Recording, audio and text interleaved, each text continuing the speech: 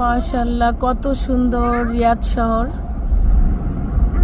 একদম রাতের বেলা কত সুন্দর লাগছে দেখতে। এই জায়গাটার নাম হচ্ছে শিফা।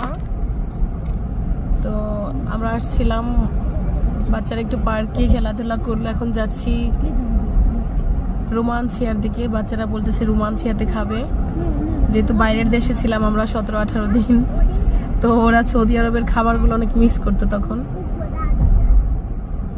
তো ওইদিকে যাচ্ছি, অনেক সুন্দর লাগছে, ঝলমলে আলো, মাশাআল্লাহ।